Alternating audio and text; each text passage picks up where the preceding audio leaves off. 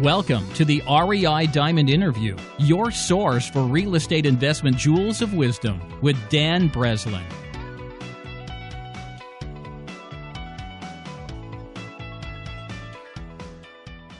Welcome to the REI Diamond Interview.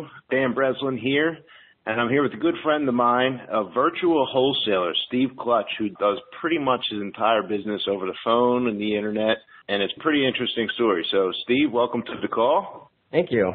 So this is interesting. As soon as I kind of heard about you for a long time before I had the opportunity to meet you, and it was kind of a surprise. So as soon as I met you, I knew I wanted to get you on this call. It's like one of my favorite things is getting to interview so many successful real estate people on these calls, and I look forward to doing this each week.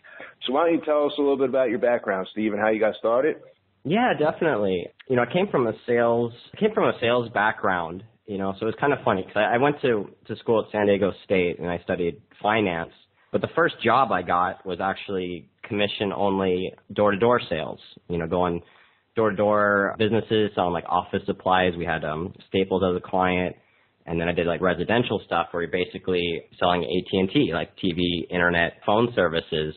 And I did that for a while and kind of learned, the skill set of sales. But, a couple years after doing that and getting into management, basically we found wholesaling lease options and discovered that. And we were able to do, basically it's the same thing, right? You market, you talk to people, but obviously, the wholesale fees and the revenues are a lot higher. So it's like doing the same type of work, but making more money for doing the same thing. You know what I mean?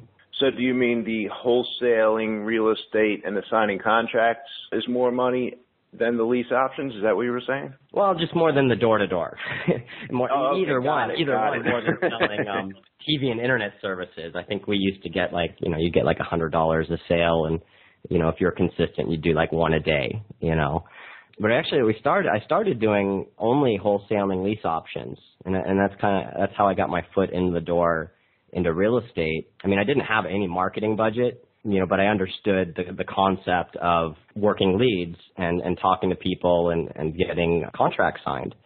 So the way I first got started, basically my partner, Gil, he would just blast, outbound marketing and then light up my phone.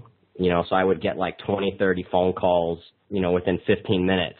And I would just it was kind of like a sink or swim kind of scenario where I didn't really know what I was doing. I hadn't gone through a course, but I had like a real basic script in front of me. And, through that process, I began to learn how to talk to homeowners, how to get through the conversation, how to get information about the property and communicate with them effectively. But I was in San Diego at the time, which is where I went to school and where I was doing the door-to-door sales as well.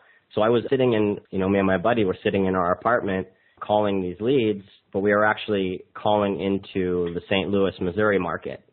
So from the very beginning, I was doing it virtually, and I started pulling, wholesale lease option agreements in St. Louis from San Diego.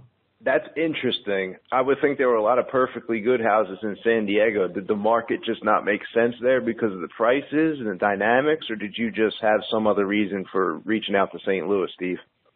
Yeah, definitely. Because I had, at that point, as far as real estate education, I had studied, when I was going to school for my finance degree, I had actually taken the real estate classes, and I had taken a practice test of the real estate agent exam. So I had some basic knowledge of real estate, but I didn't know how to analyze a market or determine is San Diego a good market or is this a good market?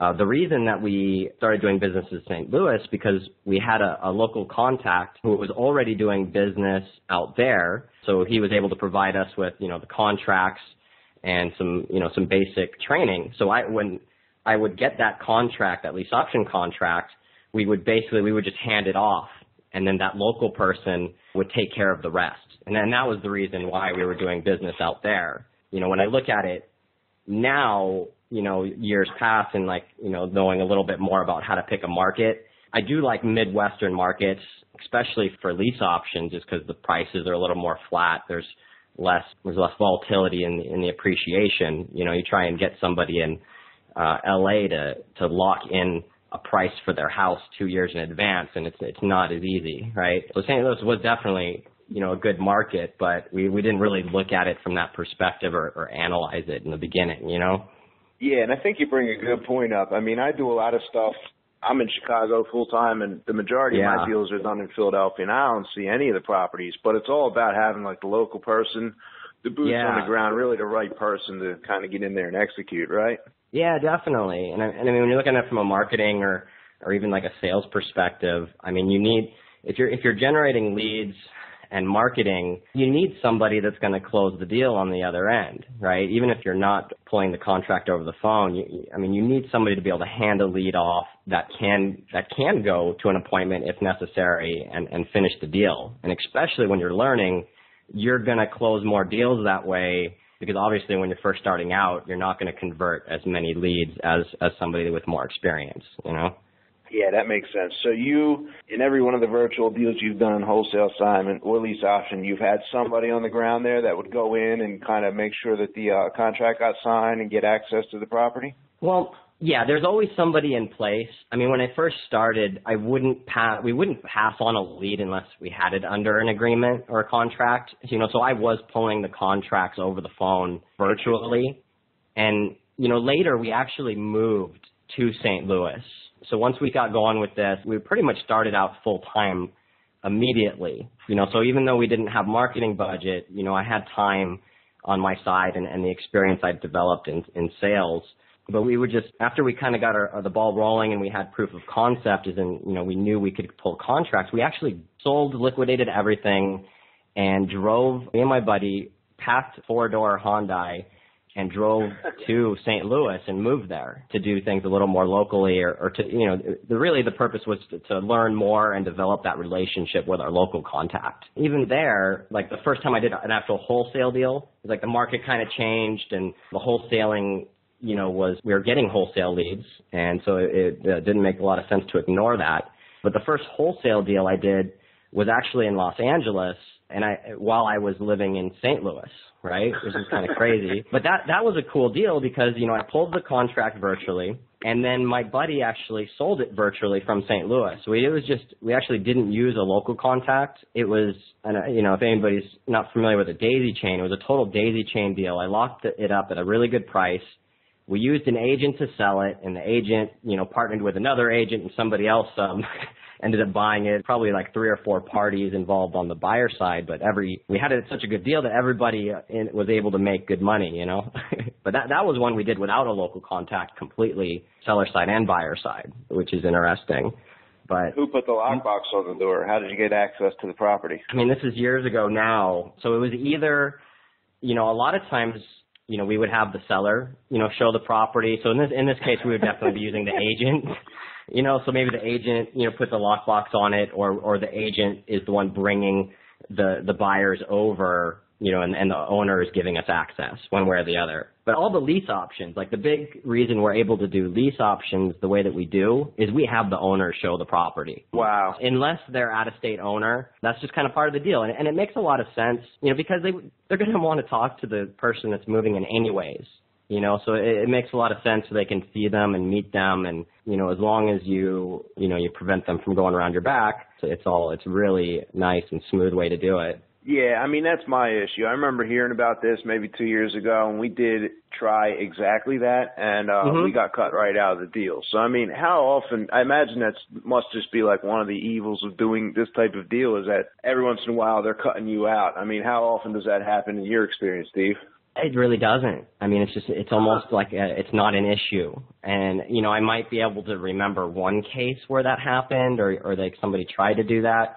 But as long as a lot of the times when you're talking with a seller, you have to bring some kind of value to the table or it doesn't make sense for them to do business with you, right? Like if you're doing a wholesale deal, there's some reason that they need a cash offer or to close quickly, or maybe it's just a convenience thing.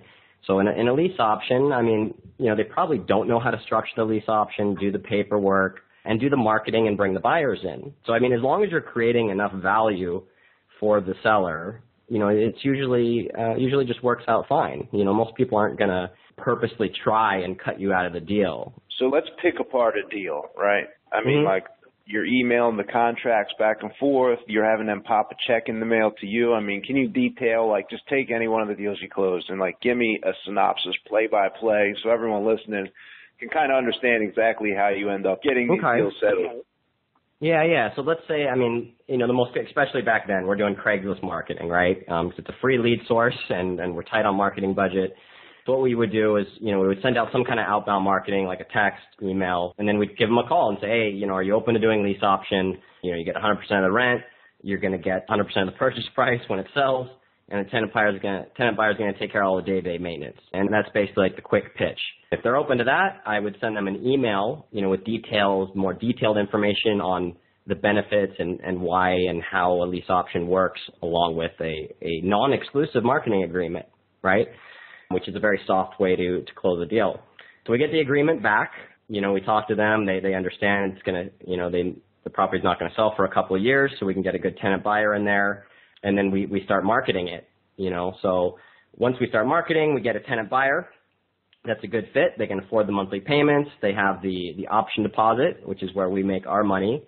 And then we would schedule a showing with the owner of the property and the tenant buyer, right? So we're not involved. Once we get somebody that they like, then we would send them to a credit repair, right? So they got to enroll in a credit repair program so that they, everyone's comfortable and knows that they're going to be able to qualify within, the structure of the agreement, right?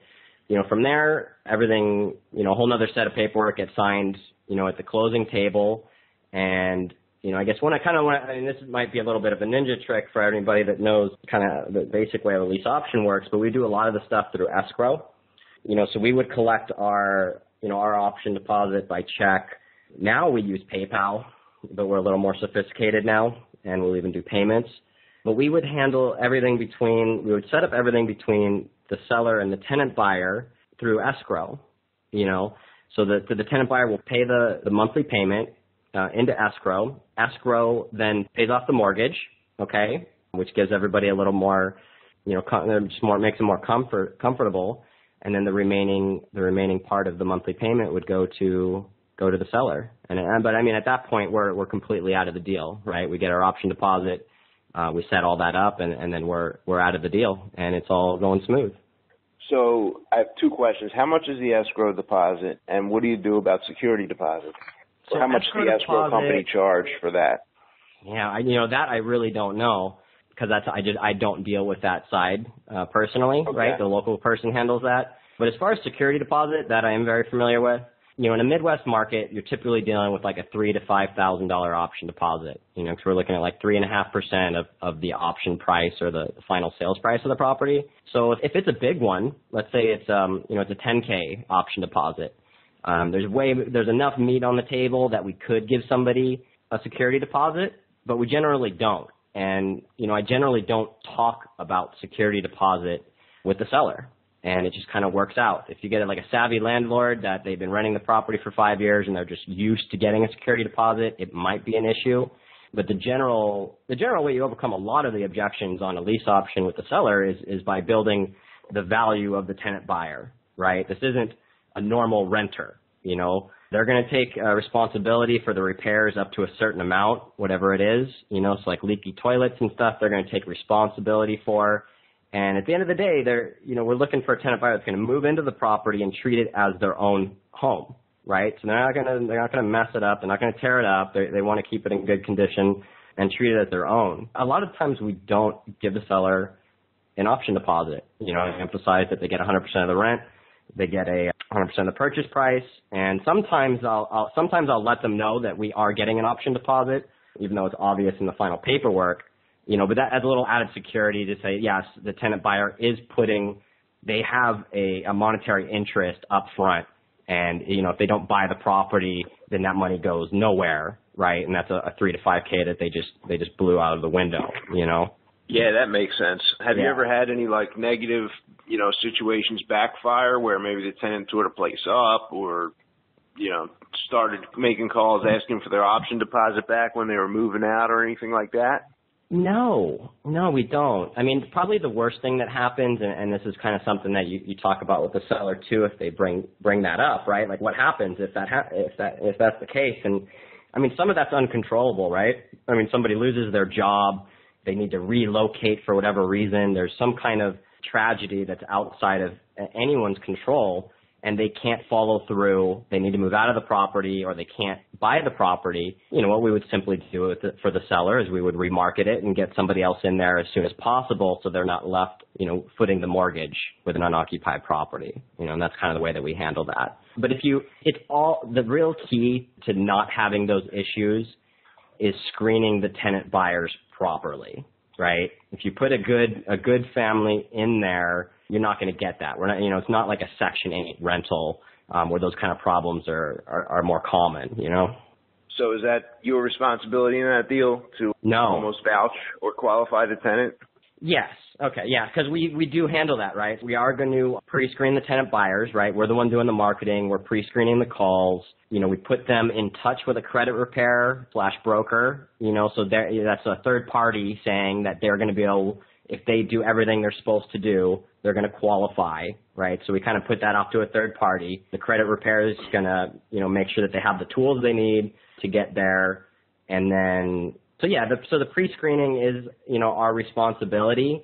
But once the deal is signed, you know, we're not legally obligated, or it's not our responsibility once the deal's done. Once they're in place, it's no longer our responsibility.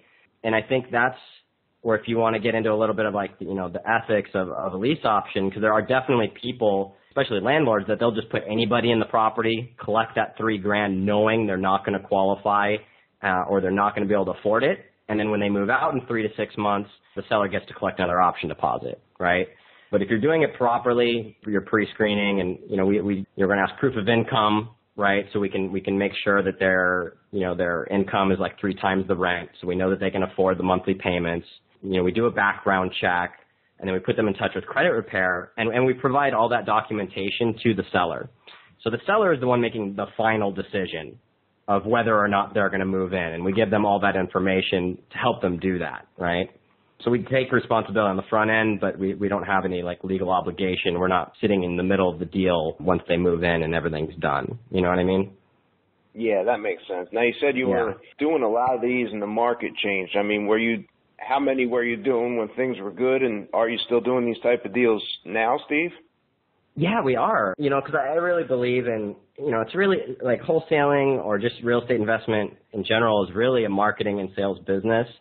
And so if you're spending, you know, once you get out of Craigslist and you're spending money on direct mail or PPC, you want to be able to monetize those leads as much as possible. And, you know, so being able to offer multiple solutions is going to help you monetize those leads better, you know. So I think when we first got started, I mean, still going back to St. Louis, we spent 6 months in St. Louis and we automated that person's business. We anticipated spending 6 months to a year, but I was pulling 2 to 3 lease option contracts a week at the height right there. And then I transitioned into working the tenant buyer side as we replaced ourselves in the market with somebody locally that could pull the lease option agreements. But then, you know, even once we left, we were consistently doing like 2 to 3 deals a month, you know. So I tend to find, like, you know, in any sales organization, when you're training somebody, they're usually going to do about 60% of the production that you are doing, you know. So you're usually not going to get,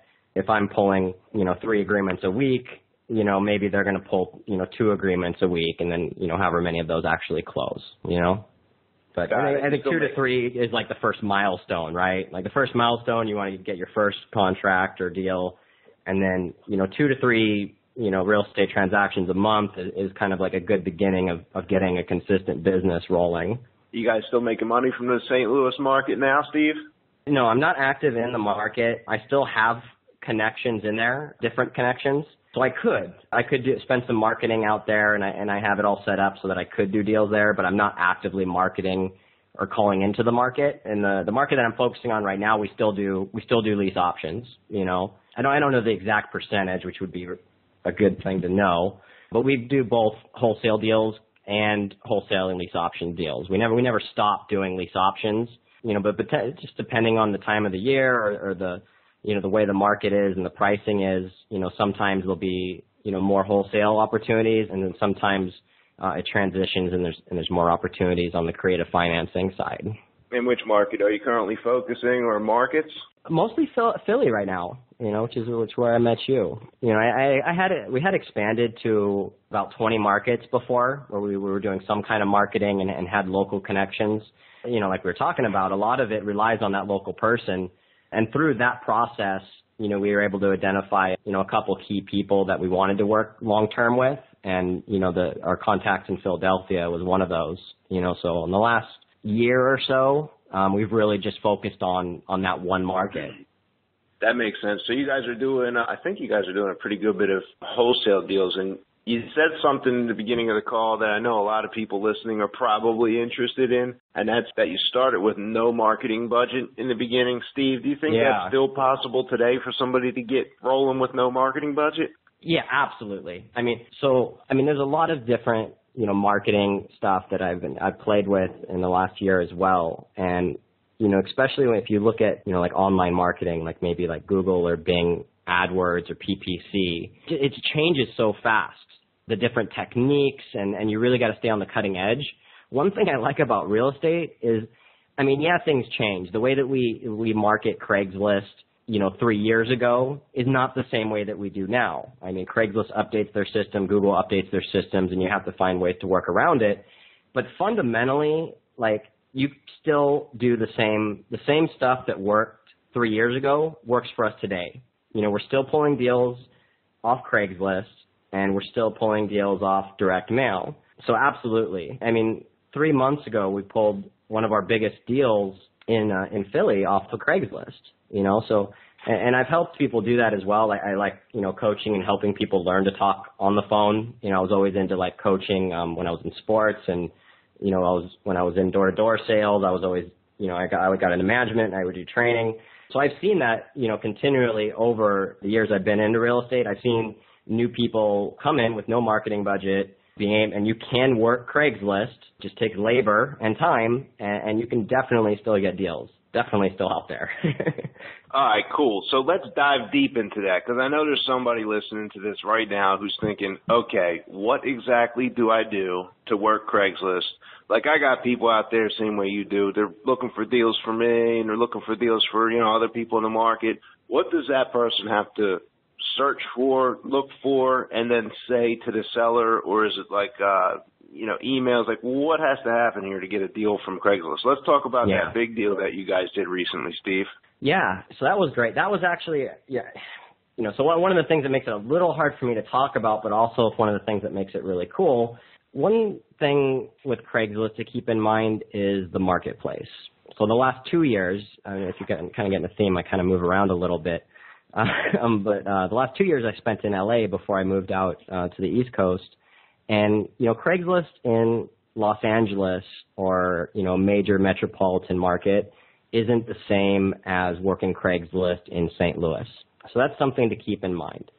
And regardless, the first thing you're going to come across in general is you're going to find you're looking for homeowners, for sale by owner. But they're not the only person that's marketing on Craigslist. You're going to find a lot of agents. You're going to find a lot of other investors, wholesalers on there as well. So the biggest challenge in working Craigslist is filtering through that and getting to the sellers. Los Angeles is not a market that I would suggest doing Craigslist. It's just not something that I've seen work. But I have people that live in LA and can do this virtually, right? So the first thing in going into that, basically what you want to do is you want to pull up your local market on Craigslist and go to the real estate section. You have basically two options. You have the for sale by owner section and you have the for rent section. If you have enough time, I would do both, okay? But you want to prioritize the for sale by owner because that's where the traditional sellers are. And there's two ways you can do it. You can literally just open up the ads and call them, right? But that takes time looking at the ads. So maybe a smarter or more efficient way to do it would be to copy paste all the phone numbers. And I really don't care about any of the other information. I don't care about the address. I don't care about the price because that's all information that I'm going to get when I talk to the seller on the phone, right?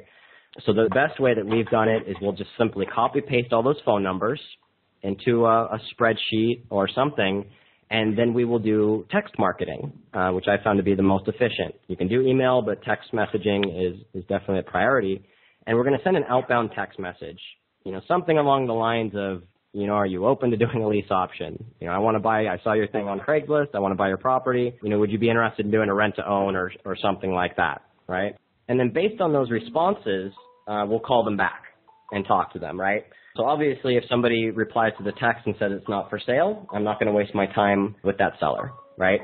But then I'll call them up and I'll get into some basic pre-screening, like same script I use for every market basically. And you get into the conversation of asking them, one, is it still available? How many beds and baths, and getting all that detail, the repairs. And really the purpose of that is just kind of to build rapport and to kind of get into the door. So when you start asking, the more sensitive questions about mortgage and present yourself as an investor, they don't run away. So once I get to the point where I get the idea of, they're asking, whatever they're asking, I don't really care, but they're not necessarily a motivated seller, but they're somebody that's more on like a retail price, say, hey, would you be interested or would you be open to, me leasing the property for a couple of years with an option to buy? And then I transition into that, explaining the benefits and kind of pitching lease option, right? And I have my script. You can actually get a copy of my script. If you just send an email to givemethescript@getresponse.net, you can see the exact script that I use for wholesaling and lease options, all these different markets. But the main point to kind of summarize as far as generating leads from Craigslist is literally going into the local Craigslist, copy pasting phone numbers, and giving them a call. There's more efficient ways to do it, but that's the heart of it. You're going to get a lot of agents. You're going to get a lot of other wholesalers. When I first got on the phone, the whole game, I didn't know how to do business with agents or other wholesalers.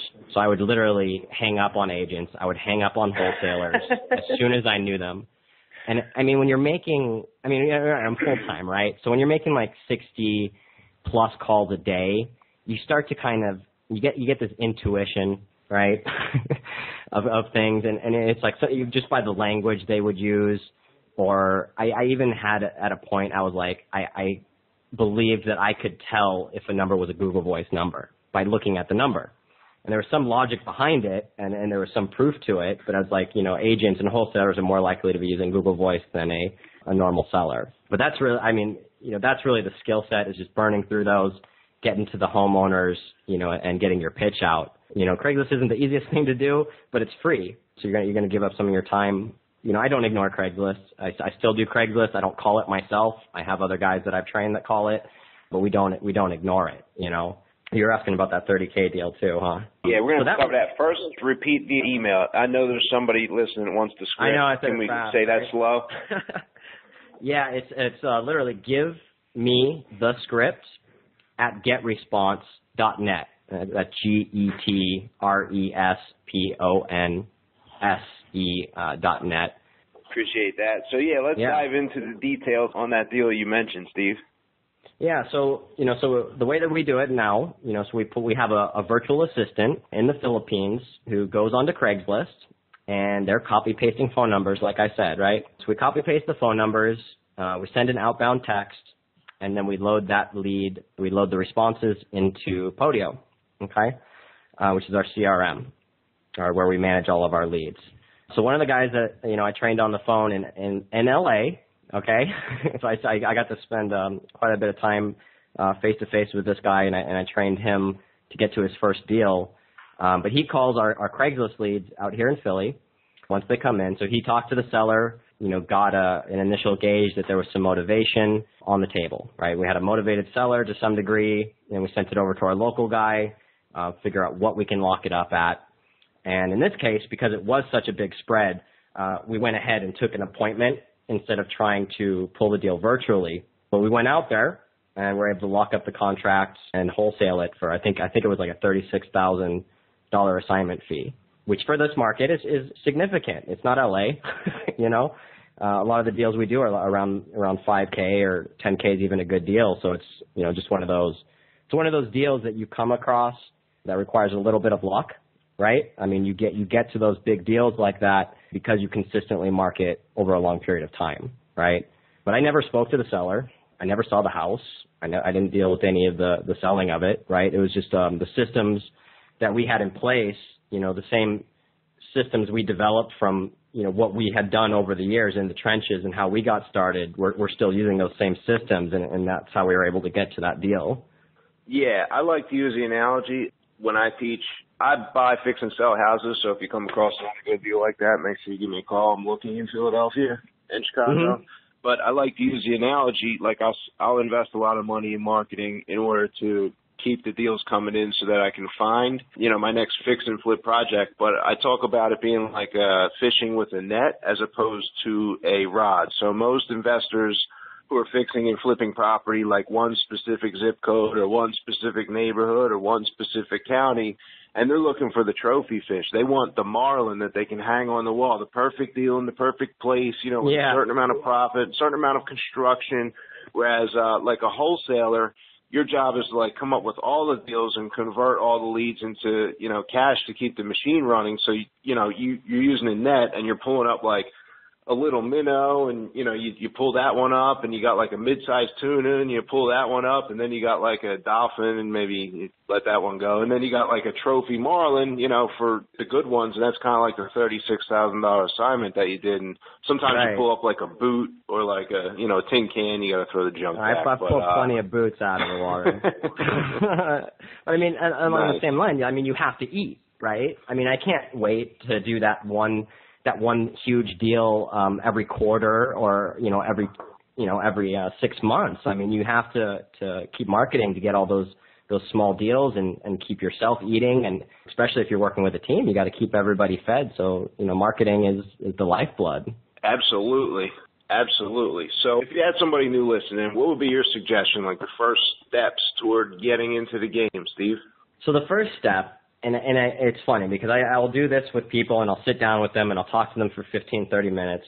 And it's almost like I don't even want to talk to somebody if you're not going to tell me what your marketing budget is. That's really the first step. You have to look at the resources that you have available, and that is going to tell you your best way to enter the industry, okay? So you need to know how much time you have available, right? For me, I was full-time. I had all the time in the world and no marketing budget, right? So in that scenario, it's very simple. You need to get access to free leads via Craigslist and start generating some revenue, maybe even partner with somebody locally, which I do as well, right? So I'll give somebody leads in my local market, like Craigslist or some other form of cheap leads, and let them pass the deals through our pipeline, just like I did in the beginning. So that's a really good place to start generating some revenue that you can reinvest into marketing, but maybe you don't have as much time, so maybe you got $2,000 a month in marketing budget, and not as much time. So maybe direct mail is a better option, but again, I'll just make it really simple. Everybody, if you have no experience talking to sellers, whether you have marketing budget or not, you need to start on Craigslist, pulling leads and talking to homeowners, because you need to develop that skill. I really believe that, the skill set of talking to homeowners over the phone is, one of the primary skill sets that's going to really attribute to your success in the long run and allow you to create value, especially if you want to partner and work with other people. If you have the ability to pre-screen a lead or pull a contract, anybody, you can work with a lot of different people that will finish the rest of the process, So free leads to practice on and just start calling. I find a lot of people don't make it past that 30 or 40 call mark. You're going to have to make it past that. You're definitely going to have to make more than 40 calls to get to your first deal. Yeah, I'm 100% with you. I was just telling one of my students, friends / associates, he's trying to get back into the business. And I said the same thing. You got to get on. You got to grind through and develop the skill set by getting on the phone and talking with sellers. And you don't want to I spend $180 for every lead that I get in the door. That's about my cost. So I'm not going to spend $180 and $1,800 to get 10 leads so that this guy can sharpen his skills. And I liken it to it'd be nuts. And I liken it to Mr. Miyagi in The Karate Kid. And remember you say wax on, wax off, and he's got him doing this menial task over and over, and it doesn't feel like he's getting anywhere. And then he ends up using the same motion later on to win the match and, win the fight later on because he developed that basic skill set in the beginning. And that's kind of how, these students look at me like I have two heads when I say, yeah, get on Craigslist and start calling the sellers and just get used to talking to them. And I don't think I've ever met the person that got past 40 calls, to be honest with you, Steve. Oh, man. It's tough. But, I mean, the guys, it's like that's like the proving ground. And I mean, at this point, you know, it's like I don't want to, you know, spend a lot of time or waste a lot of time with people that just aren't as invested or just don't have the drive to do it. And I mean, if you're not, that's a real simple test. You know, if you can't make it through, I weed out a lot of people that can't make it past those 30, 40 calls, and that's a good ground. But the people that do make it through that, you know, are people that I've, you know, worked with for years now, you know. So, yeah, I mean, that's kind of the way I look at it, you know. The people that make it through that process are going to do well. And so it's, you know, just as far as, you know, looking at it from, I'm not trying to like scare people away and saying you're not going to make it past 30 calls. But even if you look at it from a test standpoint, like, is wholesaling a good industry or a good career for you? Spend 30 days, call Craigslist leads, and you are going to find out, you know, if you like it and if you can push through that, right? So it's a good test. Is this something I should be jumping into and investing money into education and marketing, right? Test yourself first and see if you like it. That's a really good place to start. Yeah, that's a great point. And I know for me in my business, like finding the right people is always one of the biggest challenges that we deal with. I imagine that you've had kind of the same challenges. Do you have any other little tests or any other things you do to develop relationships with people in these particular markets? I mean, you seem pretty good at it. That you bounced all over the country.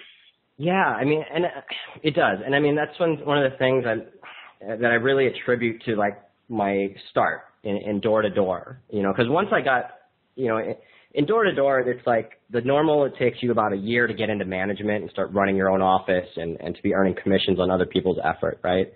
And both me and the partner that I work with closely, I mean, we were both able to do that within 6 months on accelerated timeline. And, you know, we had a sales office that we grew from 6 sales reps, commission only, door-to-door. And within 3 months, we grew that to 100 active sales reps, and we're doing more business than anyone in the country. I really take a lot of those skill sets and mentality from recruiting and training into dealing with bird dogs and wholesalers, right? So I think the training is important, you know. So, you know, one, we can talk, yeah, you got to call the leads.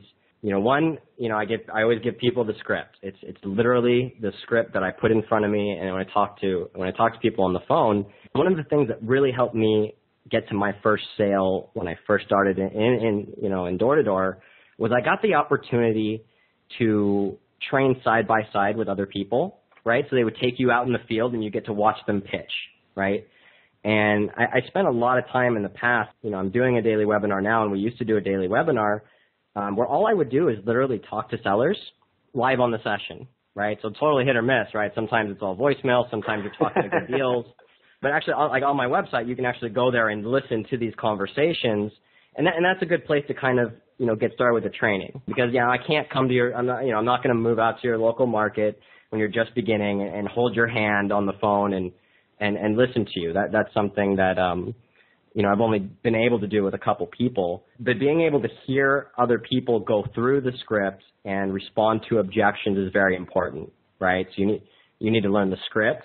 You need to start calling leads immediately.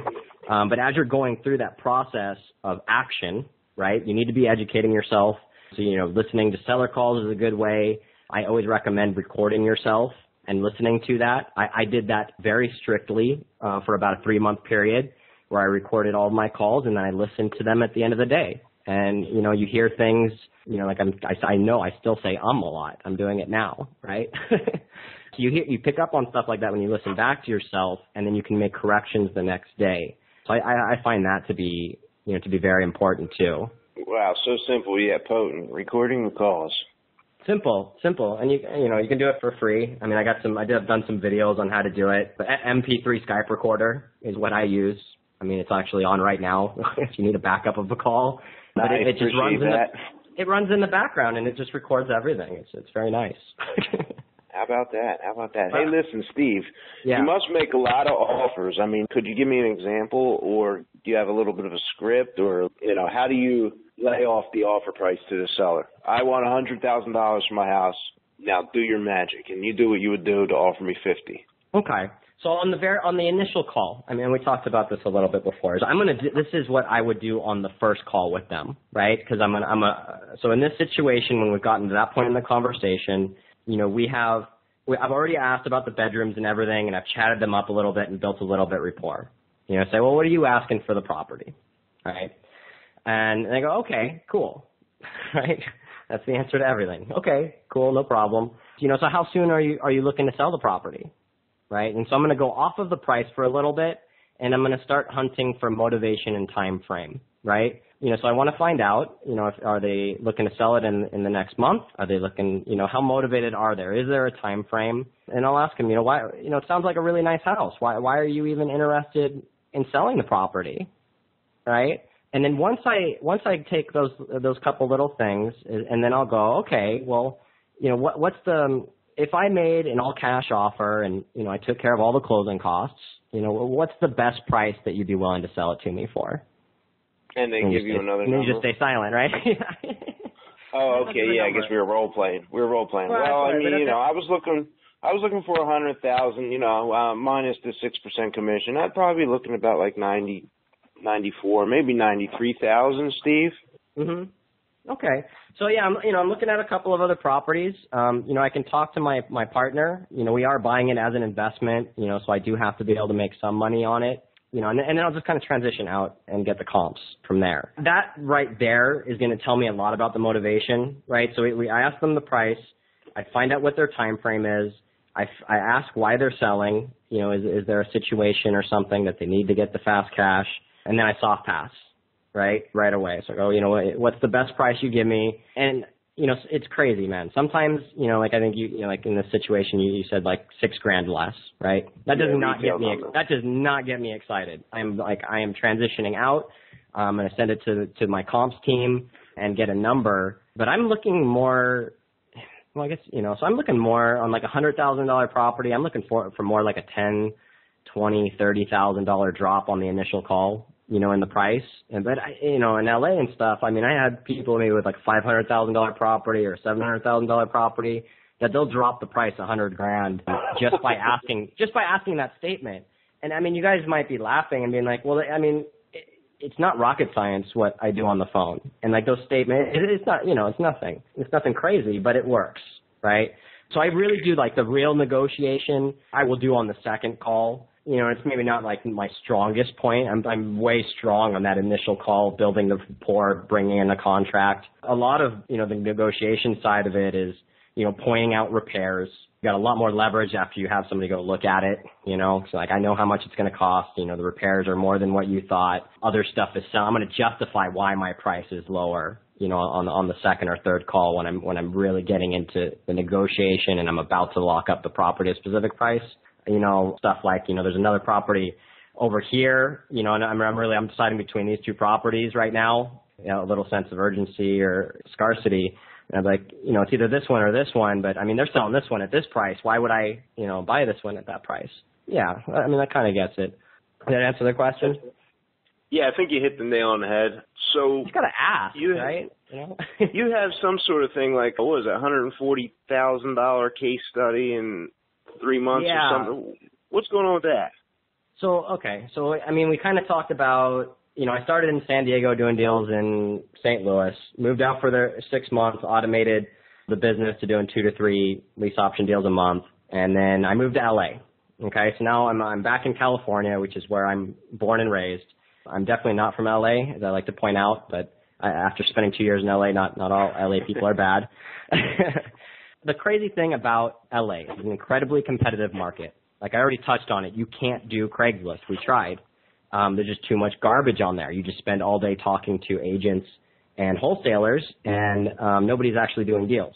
You know, everybody wants to do deals in LA because the wholesale fees are much larger than, you know, 5 to 10K. I mean, I don't think we locked up, I don't think we did a deal in LA that was, well, I guess my first one was probably around 10K, but once we moved back into LA and had significant marketing backing, you know, our wholesale deals we were pulling were 20K and up, all of them. So we had a significant direct mail budget, and that's how we were able to do those numbers. And so me and my partner, the one who trained me in door-to-door, we land in LA.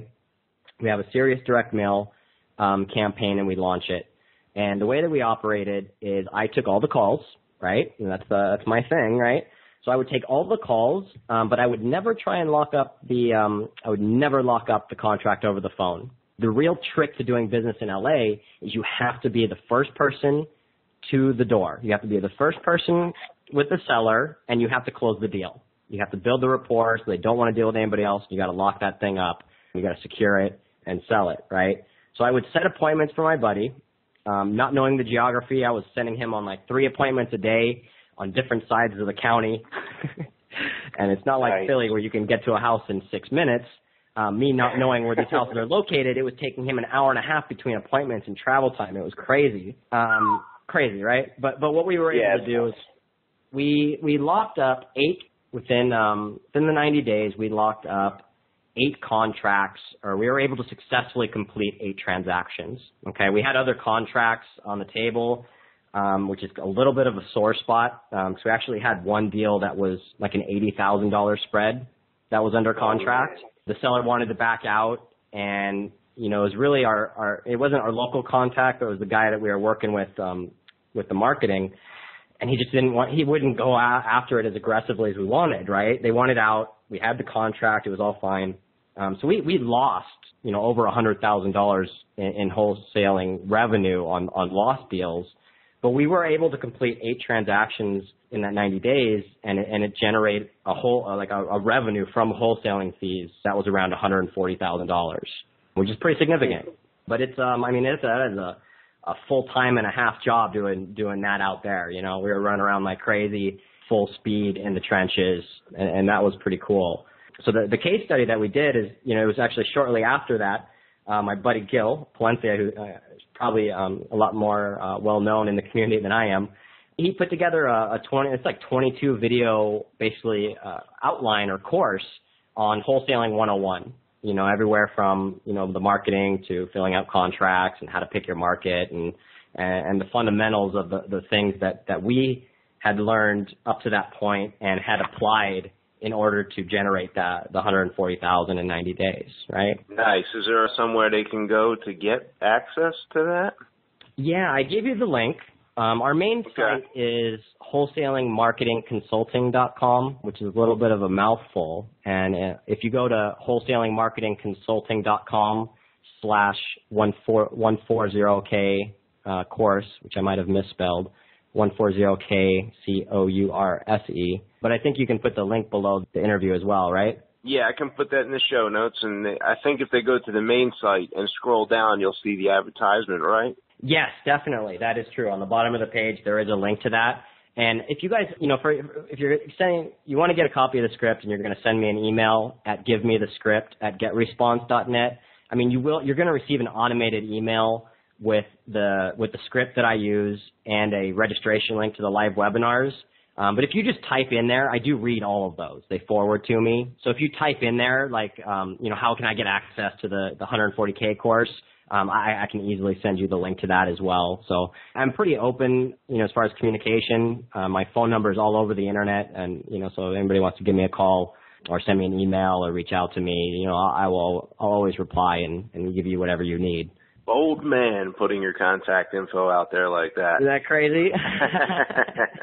So we're kind of getting to the top of the hour. I appreciate you coming on. Did you have any final jewels of wisdom here for the REI Diamond interview listeners, Steve?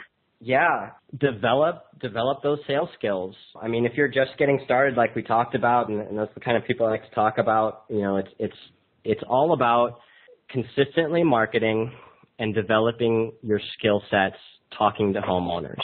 So if you've never read a sales book, you need to pick up a sales book. Frank Betker's How I Rose from Failure to Success or something like that is an excellent book. But you need to at least read one sales book to at least begin to understand the mindset of sales. I'm not saying you don't have to go knock doors for 3 years to develop it, but at least get an idea. But you really have to be determined, and consistency will get you through the business.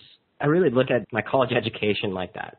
And if you sit in the chair, right, and you go through the actions of the classes for 4 years, you're going to come out with a degree, right? So if you sit and you get into the wholesaling business and you market consistently and you talk to sellers on a daily basis, eventually you are going to be a successful wholesaler.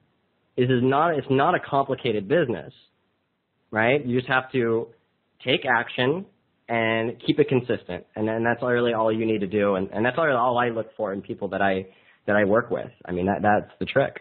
Don't overthink it. Truth. Don't overthink it. Consistency, persistence. I mean, it's basic success mindset stuff. And I love to focus on that stuff, Steve. Yeah, as much as, somebody was like, you want like the Holy Grail or some secret that you never heard before, you don't need that. Nah.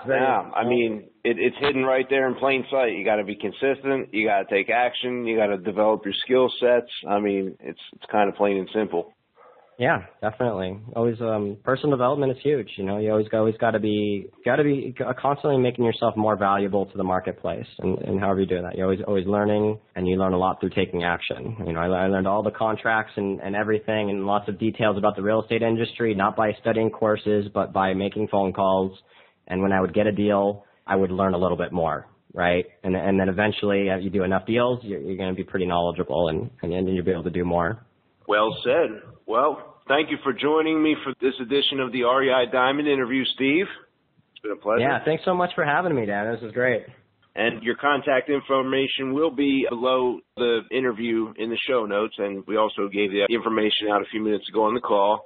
So if you have not already done so, you can go to www.reidiamonds.com and sign up for the weekly newsletter, and you'll get access to the previous interviews, and you can take a look at any of the past editions of the REI Diamonds newsletter. So that's all we have for this week's show. We look forward to talking with you next week.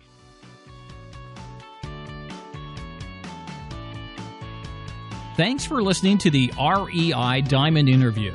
To receive the REI Diamonds newsletter and interview monthly, sign up now at www.reidiamonds.com.